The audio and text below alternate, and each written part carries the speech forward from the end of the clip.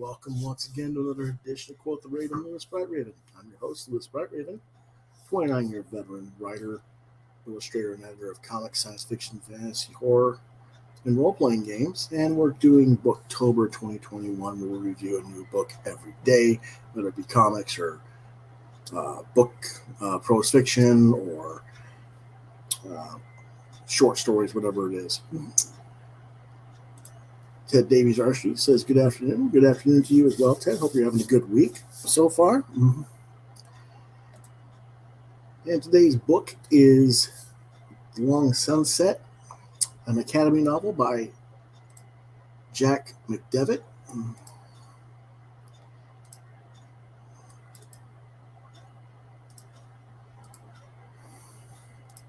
And Ted says, busy, yeah, aren't we all?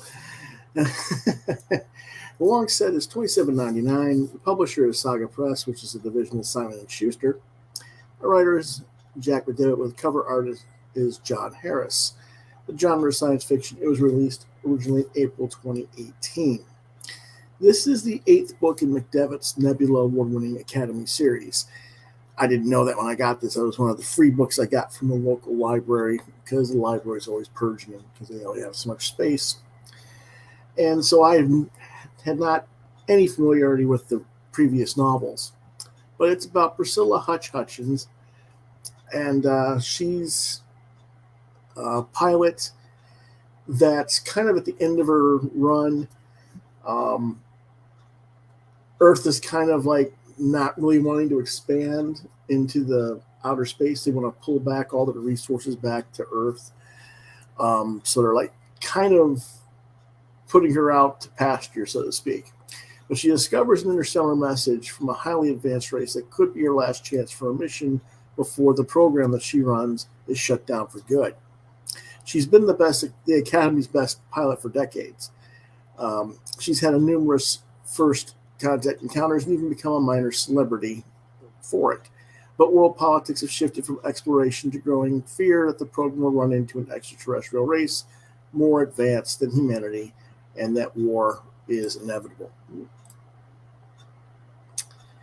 Despite taking part in the recent scientific breakthrough that rejuvenates the human body and expands their lifespan, Hutch finds herself as a famous interstellar pilot with little to nothing to do until this message from an alien race arrives. This message is a piece of music from an unexplored area of space. Despite the fact that this alien race could pose great danger, and this message could have taken several thousand years to travel, the program prepares the last interstellar ship for the journey. As the paranoia grows, Hutch and her crew make an early escape before they get shut down, but what they find at the other end of the galaxy is completely unexpected. Now, like I said, I got this as a freebie from my local library, and I didn't realize it was going to be the 8th book in a series I'd never read before. So once I put it on the list to be read for the month, I got to it and I was like, oh, a little bit hesitant to read it because I figured I wouldn't know what was going on with the characters. Because there's just, there's so much backstory with 7 novels before it and character elements that have already been done that the author's probably not going to be writing the book with an open audience. They're going to have an assumption that the audience knows at least some of the story already. And that makes the work on this book a little bit lesser than it should be, in my opinion, but that's what happens when you're in the 7th, 8th, 9th book of the series. I also don't agree at all with the quote by Stephen King on the cover. I don't know if you guys can read it. It says, the logical heir to Isaac Asimov and Arthur C. Clarke. That's who Jack McDevitt is. I don't agree with that at all. For one thing, McDevitt is not a pure scientist. Asimov and Clarke were. They actually made the science that they talked about in their stories, and a lot of they've actually had influence on a lot of things in our scientific community, satellites and telecommunications, and all kinds of stuff, but medicinal sciences as well. But McDevitt's more like a Paul Anderson or a Hal Clement, which is nothing to sneeze at by any means. They're writers who pose political and moral questions against the backdrop of the physical world of dangerous and fantastical wonders. So it's a different kind of science fiction. It's still good, though. That having been said, even though this is written in a modern tone, it has a 70s to early 80s science fiction vibe to it. Having read it, I would recommend seeking out the entirety of the Academy series, starting with the Engines of God, and then read through the whole set before picking this particular book up. Coming into it cold, I just couldn't quite immerse myself fully into the story. Like I said, you're 8 books in. There's a lot of character elements and quirks and stuff that maybe don't make sense, but they would if you read the prior books. So I think that's kind of a necessity on this one. It is recommended for 8 to 16 up. There's language. There's stuff in it that skews a little bit older. And I give it a 3 out of 5 stars, with the potential for a better score if I ever get around to finding the earlier books and reading the series as a whole, or at least some of the earlier books to see. First off, if the earlier books are better or worse, see if he improved, and also to see the progression of the storyline and the character arcs. So that's what I would be recommending for that particular book today. And that is our book for today. It's rather short episodes for the Booktobers. But I will be possibly back this afternoon. It depends on when my father gets back from his rehab. He's doing medical rehab and stuff again. The COVID protocols allow him to go do that again now. So fun.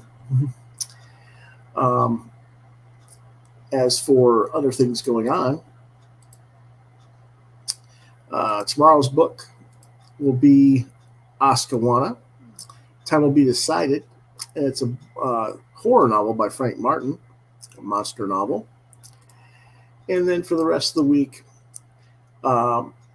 tomorrow we'll talk about Booktober for Oscawana. And we'll also do What Did You Get This Week? Comics reviews after I get my comics for today at the local comic shop. On Friday, we have a Booktober. Tentatively, we may also have a guest interview and live draw with someone that hasn't been confirmed yet, however. And then on Saturday, we will do Booktober. Let's see, what is Friday's book? Friday's book is Fantastic Four Premiere Edition.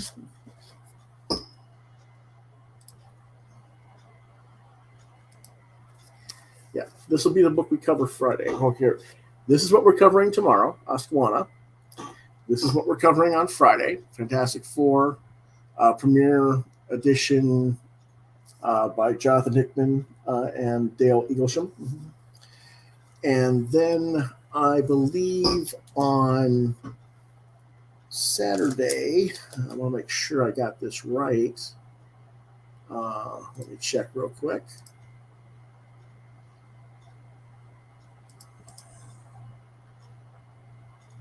It'll be The Magic Order. Okay, so that'll be Saturday's book. And that is a Mark Miller and Olivier Copiel. So that'll be book 1 of that series. So that's what we're doing on that. And then, so we got quite a bit, as you can see, going on this week. And then Saturday evening, we'll do Saturday TV Talk, and we'll be reviewing the Netflix series Stranger Things seasons 1 and 2. I just finished season 1 maybe about an hour and a half ago. So I got to get the next season watched by Saturday. But that's what's going on. So hope you guys will stop in and continue to watch the programming. Ted says he liked and shared the episode. Thank you. We really appreciate that, as always, Ted. And in the meantime,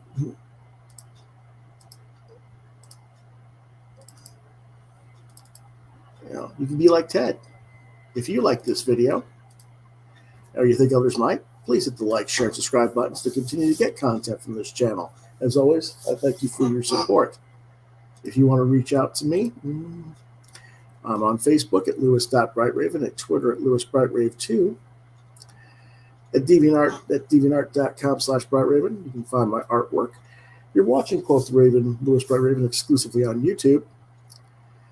If you have questions or you want to suggest topics for me to discuss on the show, maybe recommend some books that you want me to check out or something like that, you can go to quotheravenlbr72@gmail.com and contact with me there. And if I don't get back to you, try lewisbrightraven@yahoo.com.